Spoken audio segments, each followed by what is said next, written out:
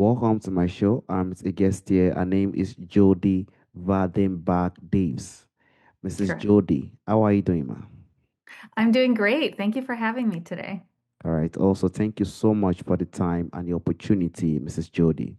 Firstly, you are an author. You are also a consultant and a leadership strategist.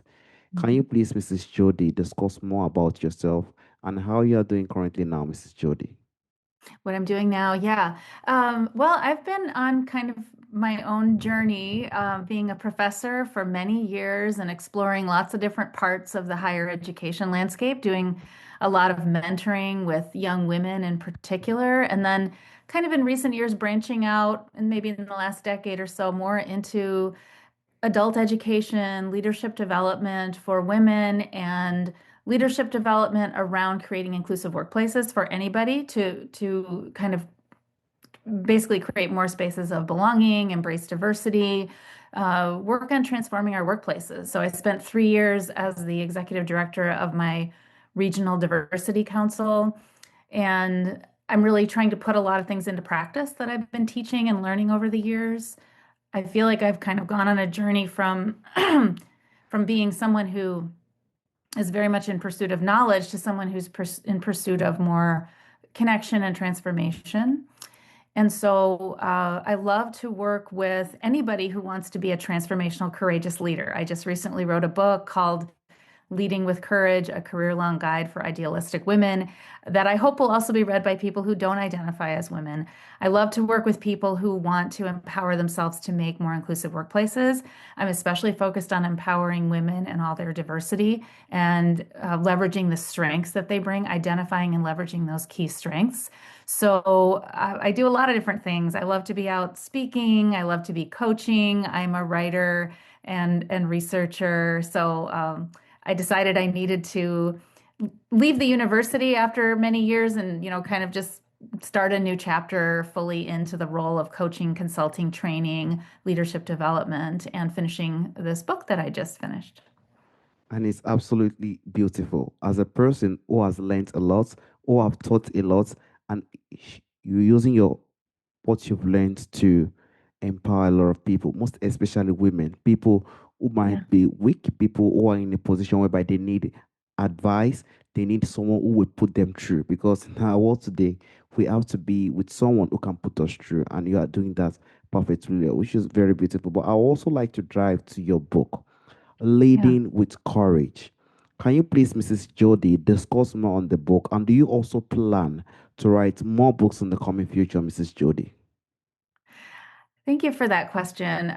The book is really about kind of taking a different look at the leadership and advice literature to women, because so often that kind of literature has been focused on here's how to get ahead, here's how to get the corner office. It has been somewhat light on values. And I argue in the book that as we lean into our pro-social, progressive, civic values, we actually lead better. We are in more alignment, and that is actually like empowering ourselves as women is very much connected to empowering other people. So this is compared to other kinds of advice literature, less transactional and more rich on values. The other ways in which I think the book is helpful is that it looks at leadership very broadly. You don't have to have a title to lead. You can lead from anywhere. You can honor your questions as a young person. You can use any platforms you have. You can team up with others. And so leadership I see as very expansive. I also see this book as contributing something in terms of looking at leadership over the arc of a career journey. So it's not just, again, it's not just a title. You can be a leader at any stage. So I even talk about what are you learning from the platform of being in college and maybe organizing on some issue? What are you Mhm. learning in early career? What are you learning and contributing in mid-career and even in late career? And how can we promote more intergenerational understanding, more intergenerational conversations? And another piece I bring in this book that I hope is helpful is helping people level up their context awareness.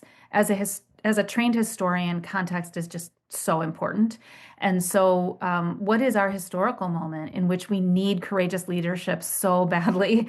And what are the different generations experiencing in this workplace? I have this huge, big, full heart for Gen Z and millennials who are struggling in our country with more economic inequality, with political chaos, with an attack on the values that we hold dear, many of us, around diversity, equity, and inclusion, and just human decency and truth telling. Like those things are all under attack. And so to be in that crucible of a moment and to be trying to come of age and live your values, I've mentored so many students in my women's studies professor role as well, who have wanted to take those values and bring them out in the world. And I'm trying to help create a bridge for them, but also the people that mentor them and the women that are still, struggling with different facets of their career at later stages of the journey, and kind of trying to pull those pieces together and create kind of a collective mentoring document around the career long journey.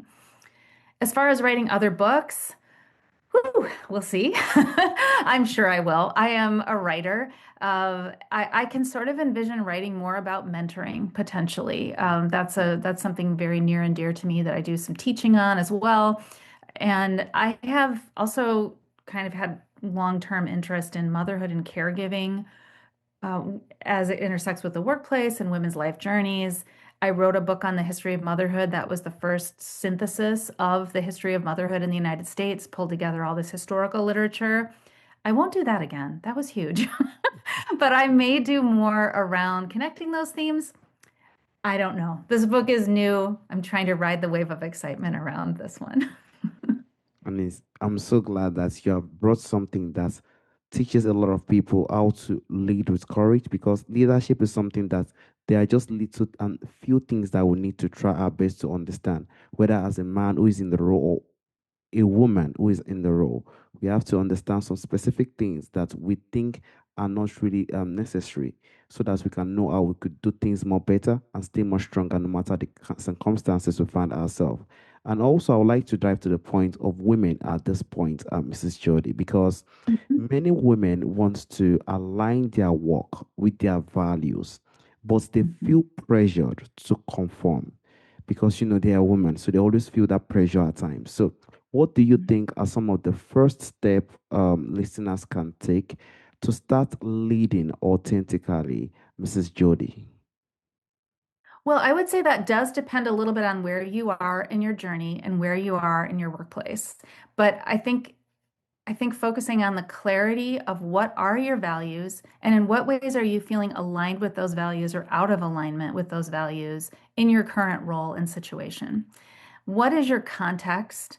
Is there room for the questions or passions that drive your values or not? And if you can make a little bit more room, who can you team up with to do that?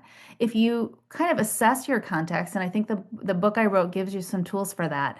If you assess your context and it really feels like there's not much room for making change and living your values, how can you just use that context for now to work on projects that you value, to build your resume, and to be thinking about making your next move in a way that prioritizes those values and clear goals. I think it's also really helpful to team up with others, whether it's, kind of a support group around this, a coach, people in your life who really can help see that how you can connect the value you add to your work with your skills and gifts and the values that you anchor in. And I think, yes, as women, there's a lot of part of the pressure to conform is that women are often taught to be very people pleasing. And there's a lot that we have, and so sometimes we overperform to try to do everything rather than staying aligned and staying true. And I never like to blame us for doing that because the research shows that we are often have to both be nice and competent to get ahead. And just being nice takes a lot of energy and can be kind of overdone, right? And with men, these are just averages, of course, but with men, the niceness is less required. The competence is more the piece. Now that can vary based on race and sexual orientation and other things. But for those of us who are othered in any way, we often have more kind of feeling like we have to prove something because we do often. And so the practice of staying true to ourselves is extra work, but it is worth the work because we're going to have more thriving, satisfying careers if we do that. Mm. And that is why we have to continue to build a sense of values, because values Mhm. is one of the most important thing with us. If we can have that, and also what you said so beautifully, working with people and also aligning with people that are also doing what we are doing, because those are the areas we are also going to gain more ideas and also learn from other people that will find around us. And also, we have to continue to know, we do know that sometimes the trust might be there, speaking more nicely and making things more busy, but we have to know how to balance every single one of it so that we can lead more authentically and also make things to not feel to get to a point whereby we feel pressured and we won't be able to do a Mhm. lot. And I also like to drive to the point of boundaries.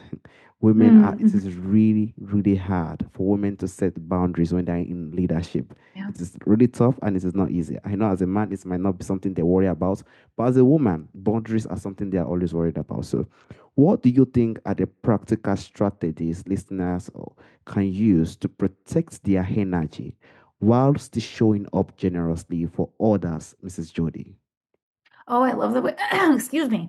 I love the way you put that, protecting energy while showing generosity. That is just really a beautiful, I like that's a beautiful way to put it. And I'm going to hang on to that. I really like that. Yeah, boundaries are partly about protecting our energy and protecting our emotions.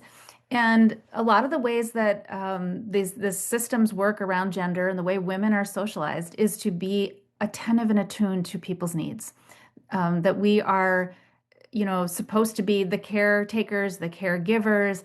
This is true in our personal lives. It bleeds into our professional lives. We're also often in support type roles.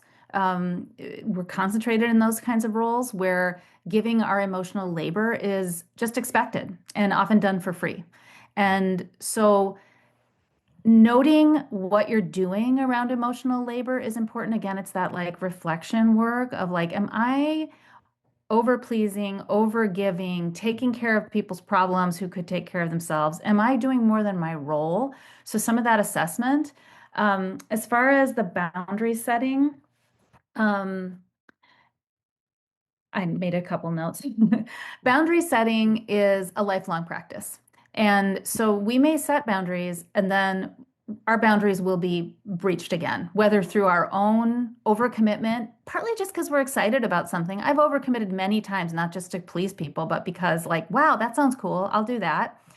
But then we have to kind of keep resetting those boundaries. And so I have practiced, for example, noting that I've said yes 2 or 3 times in a row, and I think it's time for a no next time. I can feel what's happening in my body. I can feel the stress levels going up. So I will probably be asked something else. I'm going to get ahead of it by saying, not at this time, probably, unless it's like just too good to pass up. But I think getting clear on what matters to you and what your core contributions are, something we were talking about a few minutes ago. What are your core contributions? Meaning, again, are you overperforming and maybe even doing things that are not going to increase your chances for career advancement and your visibility? Because while being kind and giving and caring has so much, of course, intrinsic reward in it, and it builds teams and all that other stuff, it can be exploited for women, and we can be seen as belonging in a support role because we're just nice, not really strategic. So the setting of the boundaries is super important. And that I talk about those external boundaries, what I will and won't do, but I also talk about the internal boundaries because our sort of internal systems can be overloaded by other people's needs and our perception of them. So, one thing that I talk about, and I learned this actually from Harvard Business Review, some article on boundaries, but it's about like internal boundaries. You can have a visual around protecting your internal boundaries. And the one that they talked about in this Harvard Business Review article that resonated with me was zipping up your core, like picturing yourself holding your energy in the core of your body. And I found that very helpful as a leader, a department chair, running meetings because there were all kinds of ideas and all kinds of sense of kind of rush because people need to get on to teach their classes and other things. And I could be really scattered in the way I was absorbing everybody else's energy and needs. And if anchored in my internal boundaries, I could say, let's stay focused on the goal, be a good listener, be in relationship with people, but don't get caught up in anybody's energy. Stay focused. And that internal boundary piece, I think, can be really helpful. That shows that we have to work on the out boundaries and also the internal boundaries. And That's also right. we have to have the boundaries of what should I say or what should I do and what should I not do. We have to have those Yes. kind of boundaries. Those questions are things we have to set there so that we are if we are getting to a point whereby the boundaries is getting to what one should not do. We could know how we could try our best to restrict or see how we can reprocess ourselves because we have to, as a woman will always want to be nice, will always want to show the kind of sense of kindness. But as you said, one has to be also be strategic with every action one take so that we will know that the boundaries are there and we'll also know when we are falling into another trap. We will know how we could work on ourselves and then process things when the time comes. I would also like to dive to people, in our world today, women can be, as you said earlier, you've mentored and you've also, encouraged a lot of women who are also trying their best to build something. So some women might also be in a position where they are also trying their best to start their career, to build something. As a woman, I don't know, it is not easy as a woman to start a career. So what do you think are some of the mindset shifts that you think can help them build a foundation for an authentic leadership early on, Mrs. Jody? Yeah, thank you for that. That's a great question. I think that honoring your questions as a young woman is really important. It's something I taught critical thinking all the time, and we would raise all these questions. And then sometimes my students would graduate and they would get out in this work world and go, I don't understand any of this. Why are we not doing it this way? The more the values driven way is to do it this way. Well, you're not gonna overturn, the ways of doing things overnight, but you can start noticing your questions and honoring them instead Yeah. of getting sort of caught up in the way things are done here. You still have to do things the way things are done to some extent. You have to thread a needle, but if you honor your questions, then you are also like becoming more attuned to your workplace context. Are people really caught up in hierarchies here, or is there a little bit more flexibility? Are people mentoring other people here? Is it rigid? Is it flexible? Are there women in leadership? Are there people of color in leadership? What does it look like to access promotions here? Can I get mentored here? Ask those kinds of questions of your context, and that helps you also not take things personally. If, say, you don't get mentored or you feel like your values are affronted, you're exploring in your early career. And asking those questions is helpful. Getting clear on your values and really, I think, encouraging yourself whenever you set a boundary or you work from your values or you work from alignment. And then I think mentoring is key. I always tell young women to not only seek mentoring, but also to embrace the role they already have as a mentor so they can grow that role. Even my college students, I would say you're already a mentor. If you're an elder sibling, you're probably a mentor. If you've ever been an informal or formal leader on a sports team, if somebody has looked up to you for advice, you're already a mentor. So start noticing how you're part of that sort of long chain of supporting other people. And then you can grow that leadership because mentoring and supporting other people is absolutely key. Those are absolutely key leadership skills. It goes back to we as humans, observant. We have to try to recognize and also observe some patterns that we do. When we start to observe these things that we do, when we can know when and what to do at the right moment, questions we need to ask, and questions that needs answer. So observance is very important. And also, as you said earlier, we do know sometimes we need someone who will put us through at times because life might be tough. But we as humans too, we also have to develop ourselves as our own mentors. To also know as a leader, we have to know the right thing, the wrong thing, and what we know we can learn from what we have seen right at the front of us to build one thing or the other. Those things are something that will build the sense of quality with us. It will bring the Mhm. sense of authentic self with us. And that is what we are trying to bring out as a leader. We want people to see us being authentic and also see us with the sense of respect and honor. And that is what we want to develop. So we can be our own mentor and also develop one or two things in also those perspective in life, Mrs. Jody. And also, I would like to go back to your book, Leading with Courage.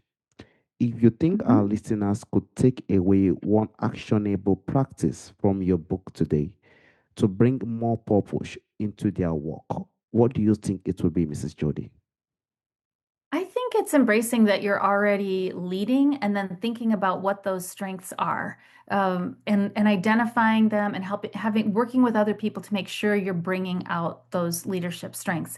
And we know actually the research is pretty clear that a lot of strengths that women tend to develop through their own socialization are the very strengths that leaders need today. You can read it in any, just Google it and say, what are the top leadership strengths that people need? And you'll find emotional intelligence, you'll find flexible thinking, you'll find perspective taking, emotional agility, strategic disruption. That's, asking those questions, resilient self-awareness. Those are key leadership skills. So you're already leading, you already have some of those things. And so name and claim. That's what I always talk about. Like name and claim your leadership skills and your superpowers.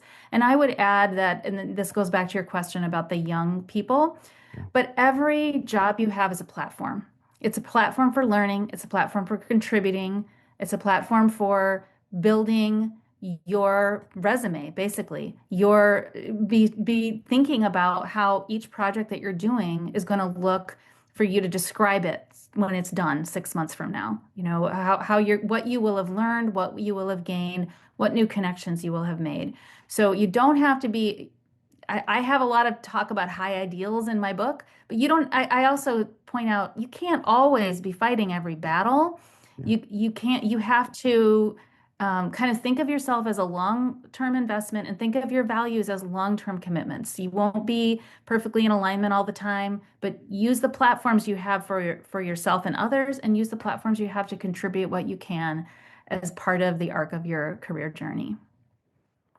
The platform is always right at the front of us. Every single thing that we always need as a lead, one or the tools that we need to be a leader is always right at the front of us. We just need to Mhm. see it, try our best to know how we can use it, and also try our best to make it more better so that we can also be someone that will be recognized, someone that will be respected in the society. We do know some people will say it is not easy to be a leader. Some people will say it is easy, but it's just determined or how we try our best to give the sense of leadership, how we try our best to make ourselves more stronger, more reliable, and also how we can make ourselves more authentic. If we can develop the sense of authenticity and also develop the sense of the roles that we know we can do to develop ourselves no matter the challenges to find in life, I think we'll be in a better shape with leadership because leadership goes with learning, development, and also trying our best to see what we can do in the next row and row and row. It doesn't stop. We learn every single day as a leader. And that is why I'm also glad that you're also bringing this to also encourage others and also make people learn one or two things through your book and also through the platform that we've also brought up for you to discuss about. So I thank you for the time and the opportunity, Mrs. Jody. Mrs. Jody, Thank you so much. there's also a question I normally ask during the end of the show, Mrs. Jody. From our forefathers, from our ancestors, there are a lot of beautiful things that do exist during our ancestral time that is missing in our time today. If there is anyone or anything you would like to bring back to our time today, Mrs. Jody, what do you think that thing will be, Mrs. Jody? I am always about honoring women's history. And there's so much in the stories of the women who have gone before us. Some of those women who have gone before us are sitting next to us in the cubicle in our offices to bring this back. There are still baby boomers in the Yeah. workplace. Some of them fought battles that young women don't necessarily know about or understand. And creating intergenerational conversations is important.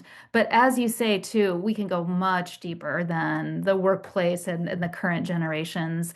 Women have been resilient throughout time. Women have been making things work with their resilience and resourcefulness in spite of systems that make it difficult. And so, as a historian of motherhood, I'm always talking about tapping into that history of resilience and resourcefulness. You probably watched your own mother be resilient, resourceful, and persistent. And so those are pieces from the ancestors that I think are of great value. Listen to people's stories, and there's so much to learn.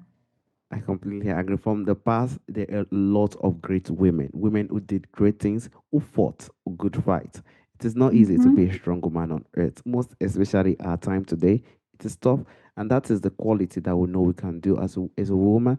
We should try our best to also, develop the sense of strength and the lessons we've learned from those that have come during the historic time, because those people really did great, and we want to also adapt, learn, and also develop ourselves in those perspectives as a woman. As I said, the pressure is there, but despite the pressure, a woman can still become a woman and can still conquer every single thing that comes by the way.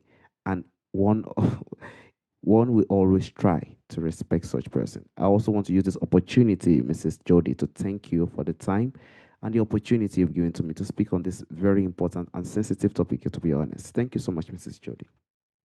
It's been a pleasure. Thank you. All right. Have a wonderful day, Mrs. Jody. Bye bye. Oh, okay.